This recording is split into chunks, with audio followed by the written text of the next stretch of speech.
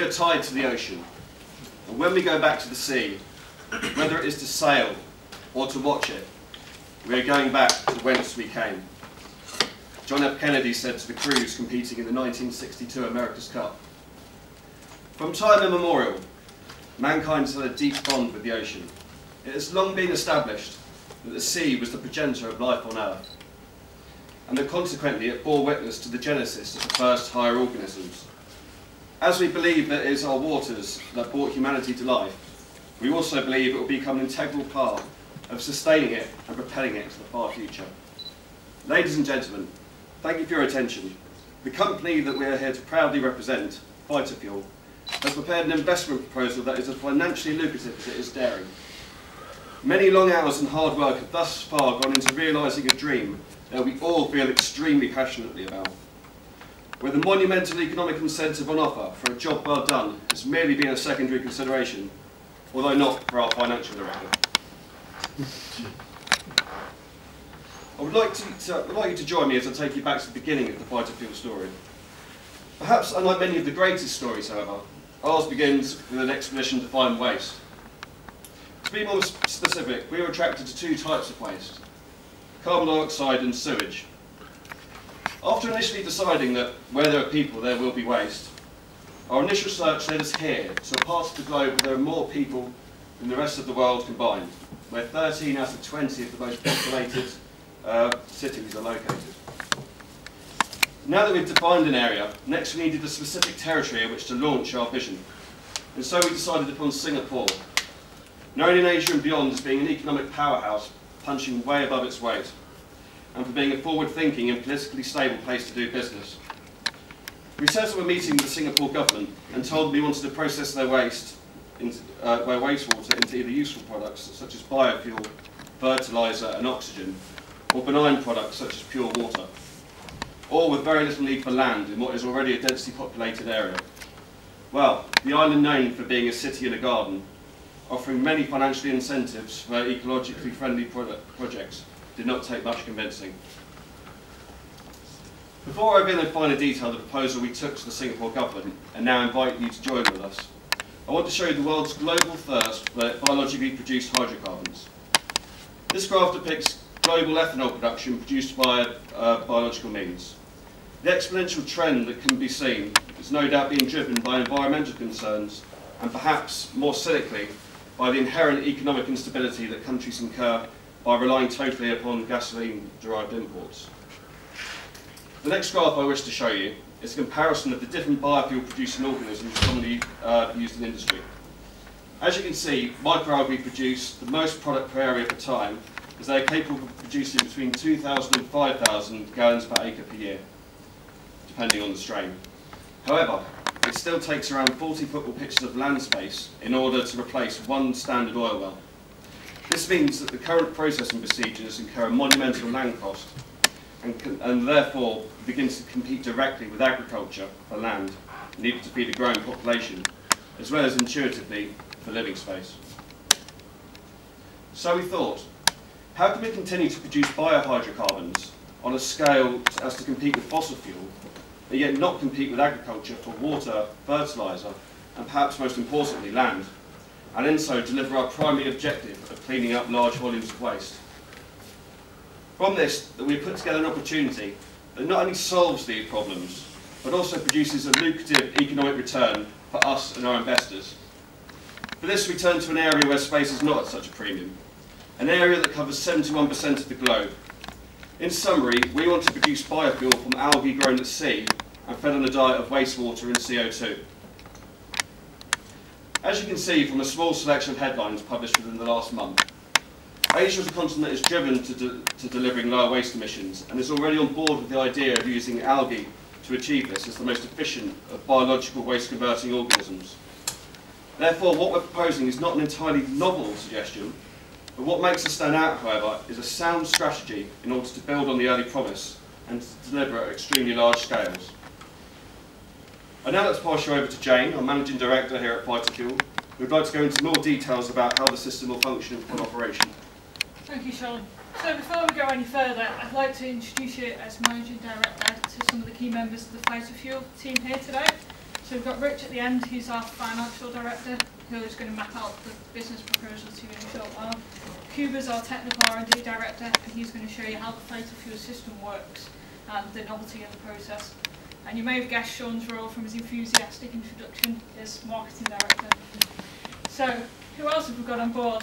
We're the world leaders in this industry, and one of the reasons for this is we've entered into collaboration with Jonathan Trent. So part of the technology we're using, well all the technology we're using, was developed as part of a community outreach programme by NASA. And Jonathan Trent was a principal scientist on this programme, and he's still working within Spaceship Earth. So for a small share of equity within the company, we've got him on board as a technical advisor. So we've got his expertise in the technical area, and also gives us that added bit of credibility in the field. But as Sean said, the two main inputs to our process are going to be waste carbon dioxide and wastewater. So we thought who better to enter into partnership with than the two utility companies providing us with these. So Singapore Power and Public Utilities Limited are going to provide us financial backing, as Rich will explain later, to build the plant. Also, we've got their technical input as well, because they know the area. So this is where we're locating. So it's going to be off the coast of Singapore, as you can see from this satellite image. So we've got a port just down the waterway. It's easily accessible by land, so it's logistically ideal. And the water temperature is about 27 degrees C all year round, which is ideal, and also provides coolant to the system, so we've not got to import our own cooling system. But to mitigate the risk to yourselves, we're going to ask for your investment in two parts. So the first part, to prove the concept works and that we can hit our production targets, is to build a rig that's about 4 football pitches. So once we prove this work and with the second lot of funding, we're going to expand to about 20 football pitches. So the whole thing is a floating platform offshore, and this is how NASA envisages it look. So you've got floating barges, and in between you've got plastic tubing containing the algae, and this is in a concertina fashion to make the most use of the area. But we looked at this and thought, well, we're building our own rig, how can we drive the costs right down and build the profits up? And the answer to this is renewable energy. So the carbon plant you can see in the background has disappeared because we're pumping the carbon dioxide into the system. We've added wind turbines in for wind energy, solar panels in for solar energy, and we've gone the whole hog as well, seeing as we're in the sea, and got the tidal energy there as well. So we're powering our own process basically. So now I'd like you to hand over to Kuba, and he's going to tell you how the Phytofuel system works. Okay. I would like to begin by focusing on the center part of our system, which is the floating platforms located offshore with plastic bags that we're using as our photo-bioreactors. This is where we grow our algae, and this is where the magic happens. We begin by taking the pre-treated wastewater and carbon dioxide gas from our partners in Singapore, and we pump them directly into our system in order to grow our algae in the photo-bioreactors. As we grow the biomass of bioalgae and circulate them in our system, we're collecting the biomass continuously along with the generated oxygen gas. We can then sell the oxygen gas, back to the power plant in order to facilitate the oxy-fuel combustion process. As for the algal biomass, we take it further to a separation column where we use a hexane-based phase separations process in order to get biofuel, which we can sell in Singapore or export it elsewhere in the world. And we also get the remaining biomass of algae, which is still rich in nutrients and can be sold, for example, as fertilizer or as a feed for animals or in aquaculture. And as already mentioned, the whole system is integrated with renewable energy sources in order to make the process more efficient and more cost-effective. So I'd like to briefly talk about the technology itself. It consists of individual modules which use locally sourced sweetwater algae. So if one of the modules breaks down, it's easy to replace, and the algae is not able to survive in the salt water, which eliminates the biorisk. So this design greatly reduces the risks associated with the process and lets us use it more efficiently. As it was mentioned, it was developed by NASA and it's openly available.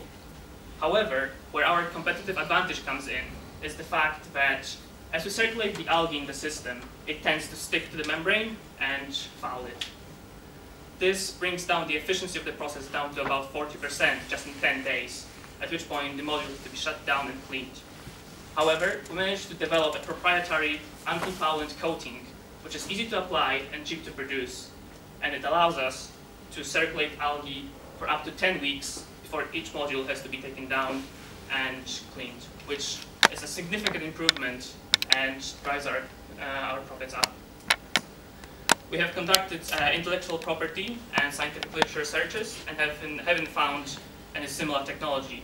So I have proceeded to file a patent application, and we also included a litigation insurance into our business plan to make sure that if we need to protect our IP, we can do so. And I'll now pass over to Rich, who will explain you the details of our IP policy and tell you how we make money. Thank you, Kuba. We started 6 months ago, first of all by filing our logo as a trademark, and also started along the UK application pathway for our patent. Not only does that provide initial searches, but it gets us a file date, which is the most important thing as we take our patent forward.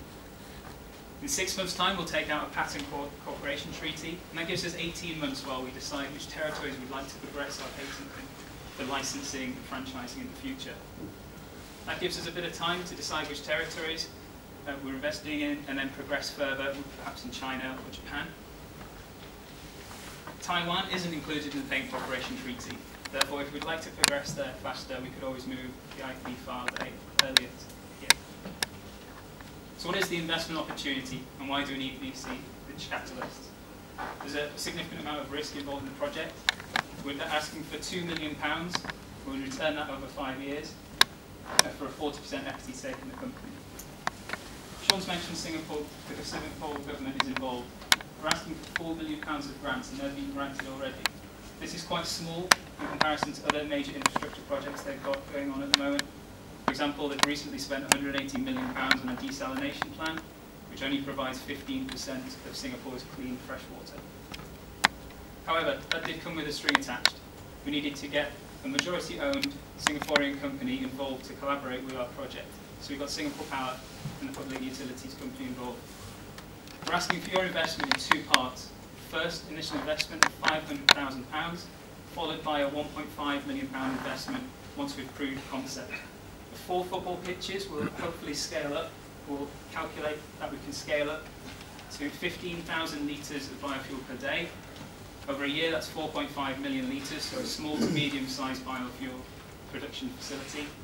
That's based on 300 days operation, 12 hours of sunlight a day. So there's quite a lot of downtime built in. It's quite robust, our plant. Singapore Power recently applying to build a new carbon capture storage plant of £25 million. Now scrapped that idea to come on board with us, and we've asked for £7 million in return. We're not going to charge them for their waste. People don't agree with that. Companies don't agree with people taking the waste for a cost. Take away from the free. That does come with certain amounts of liability that I'll discuss later. Public Utilities Company, along with further regulations from China about which types of flocculants they can release into the ocean, they were about to build a £10 million plant. We're asking for $5 million from them. In total, the plant cost $17 million to build, $80 million in total, including the first year's overheads. We're all happy to take slight salary reductions until we get the operations up to where we need them to be. So we calculated the return of your £2 million over 5 years at a net present value of £10 million. That's based on a discount factor of 10%. However, the technology is about a readiness level 7. Therefore, we increased the discount factor to 25% to give you a 40% equity stake in the company. This is what the plan looks like. We start off with a small amount of investment from the UK government grants. That was based for research with universities in the UK. The first 6 months we build the test rig and we prove the concept works, and then we unlock further funding from yourselves and our collaborators. We then start to generate sales by the end of the first operating year. We break even after about a year and a little bit, and we start reinvesting those profits back into expanding the project, preparing more bags ready for production, ready for expansion and licensing elsewhere in the world. In our 4th year, we pay you back £2 million, your initial investment. And that's generated by the profits from the 30-year infrastructure project in Singapore. In the final year, once we've started patenting in separate countries, we start receiving the profits from there, or the licensing money and the franchising money from selling our logo, etc., to different countries. and that generates an £8 million in the final year. So £10 million back over 5 years. What are the project risks? Planning permission has been granted by the Singaporean government. The location Jane showed earlier is quite close to Universal Studios in Singapore. The area is surrounded by a car park, there's no residential properties, and Universal Studios are interested in setting up a new tourist attraction nearby, because the rig is quite large. Undersea surveys have been carried out. There's no current marine life or major marine life that will affect. The other important point is stakeholder buy-in. I've already mentioned that we'll take away their waste from them for free. That does come with some stock liability.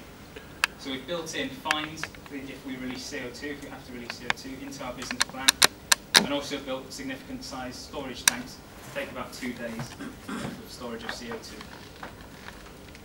Future expansion, there's several different methods where we can go in the future. So in year 5 we could either license the technology to different countries, we could franchise, take our logo and sell that as well, along with the patent to different countries, or we could just build a separate plant somewhere else ourselves. And again, that comes with market risks. So you're more than happy to stay with us on the project as we expand into different territories, or you can get out for 5 years. I'm going to pass you back over to Sean, who will talk to you about how our project meets our mission statement. In summer, we feel we have delivered a sound, lucrative economic proposal. 5 years into the endeavour, you may either leave us as happy friends with a 5-fold return on your investment, or join us as we expand into other Asian markets. We're offering you the opportunity to get in on the ground floor of the next revolution in environmental cleaning. The tides of change are turning, and we wish to harness that energy. Thank you.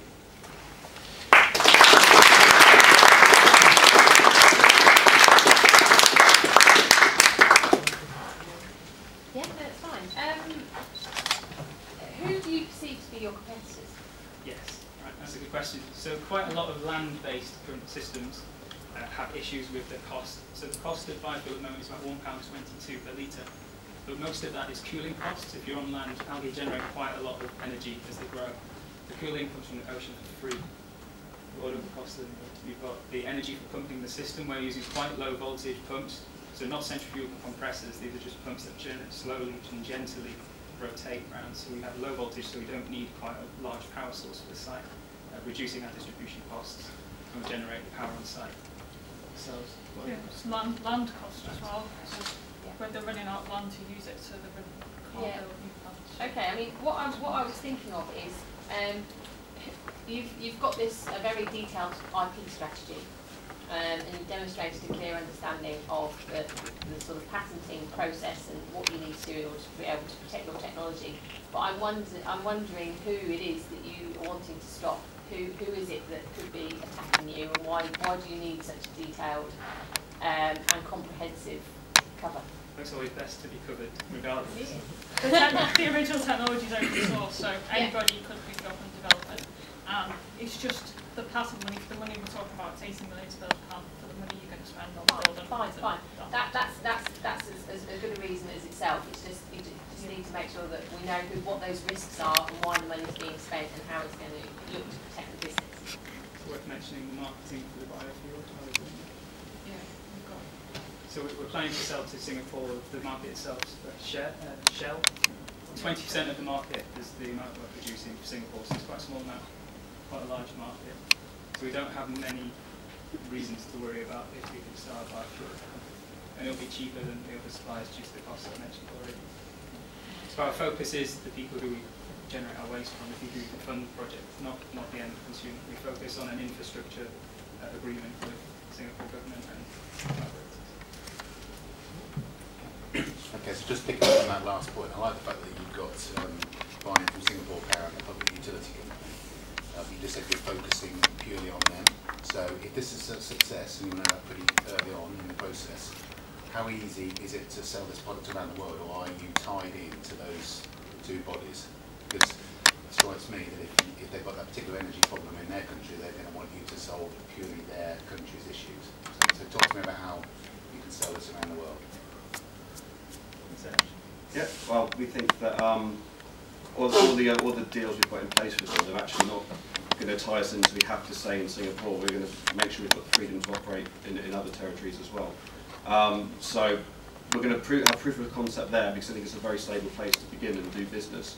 But then once places like China and Japan see the success, we think they're going to be very, very interested, especially because it was on the news recently that China is the biggest renewable energy producer in the world now, and they're looking to scale it up and up and up. So we think these sort of things, we're not, if we can prove concept in Singapore, which we're very confident we can, we don't think we're going to have a problem going to all these different territories in Asia and then possibly beyond into other continents. I mean, the key to iron that out before you sign an agreement with them. So I work for a business where we've been fined significantly over the last 5, 6, 7, 8 years. Fine is one thing, licence to operate is another. So if you release CO2 into the environment, how will you be able to operate? So we get feed-in tariffs from the electricity generation already. There's also the new tariff, which is, it's not a feed-in tariff, but there's another tariff, I've forgotten the name of it, where if you are removing CO2, you actually get paid to do it. And we'll take CO2 for free from other consumers if there's, say, Singapore Power shut down because there's not gas supply anymore, or they turn to a biomass burning facility, or they simply start replacing all the gas power stations with other forms of technology generation. Then we can start taking CO2 from other sources on the island. It's quite an industrialised nation. We'll do that for free as well. So they'll save a lot of money in trucks. They cost thousands of pounds to deliver and store CO2 underground. In Singapore, we can take that supply there. Fines-wise, we've covered that in our financial plan, which we're more than happy to share with you. We don't have any handouts, but we can take it to the next meeting if there is one. You'd be insured then, would you? Is that what you're telling me? Yeah, we're insured for litigation, and we're, the fines are included in the model. So they're quite a large amount of money. You have to have the money to actually pay the fine. No, yeah, Moving on. We've definitely built We built the cost in. We've definitely built the cost of fines in. Fascinating.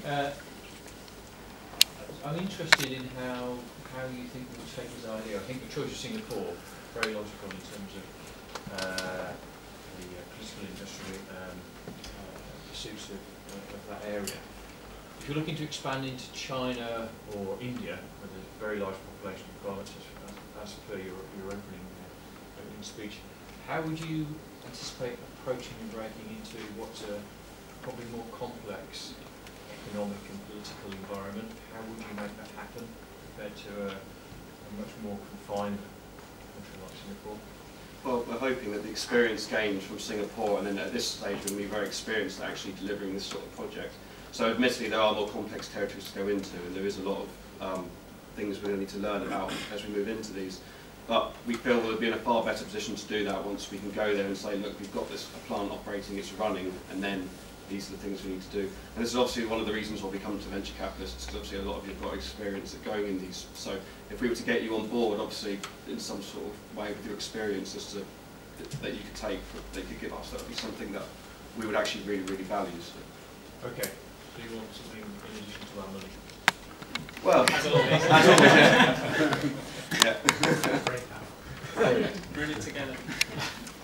Okay, I'm just curious about how, getting connections into governments. Yeah, well, we'll learn. We've contacted the Singaporean government already and agreed grants with them, a small amount of grants compared to what they're spending at the moment.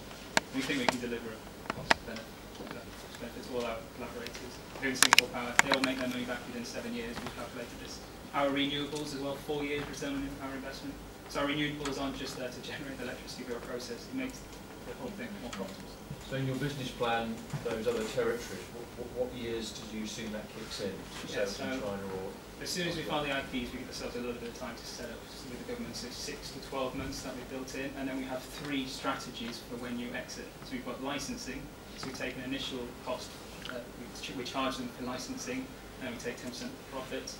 Franchising, so we add in our logo and do a little bit more of the admin ourselves. So we charge them a little bit more for that and generate a little bit more profit. And then just spinning out ourselves, we may need further investment in those new territories, but we'll ask for more government funding if it's available. If not, we'll come back to you guys for more investment or look for bigger power plants. Not you guys personally, because you'll run out of us, you'll be better with us. But yeah, other sources of funding are available for green projects, especially in China, which they've increased from 8% to 25% renewable generation in 5 years. Massive on these. They're really, really keen on not incurring the problems of importing and being reliant on imports. It's something that they're very big on at the moment. So this would be something that they'd be very interested in if we could prove it in Singapore. Okay. So just be clear about this. And you're after looking to us for £400,000, then up to 2 million, and that return 5 times by 2020. Presume that's geared solely on the successful development of the Singapore plant. So yes, just that. The licensing and franchise, it's a 30-year infrastructure project, so we can pay you back.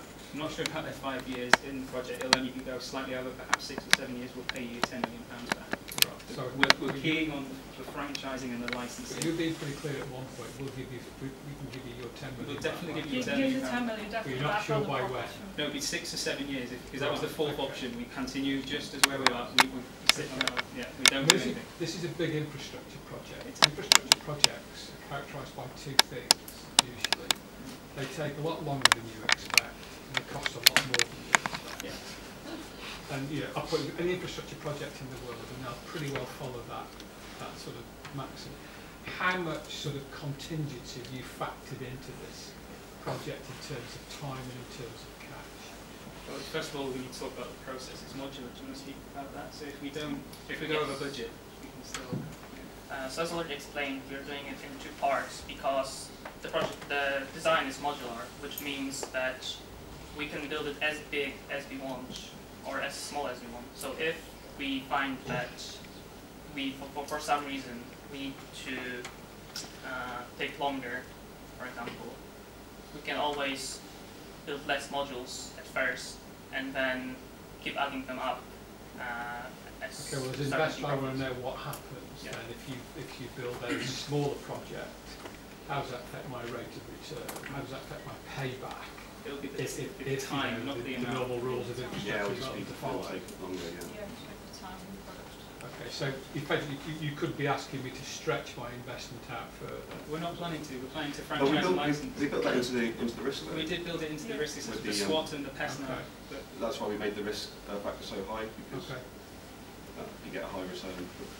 we're adamant we'll pay you back, and we are going to license and franchise in other I would be places. happy to be paid back. Yeah, as well. well, in fact, we did identify 12 sites in China.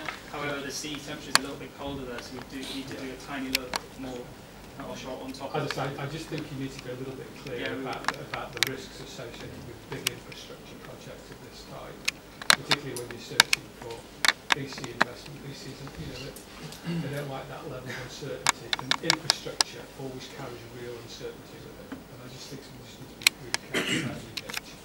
Wish we had time to go through our business. No, I really understand robust. that. Thank you very much. Thank you.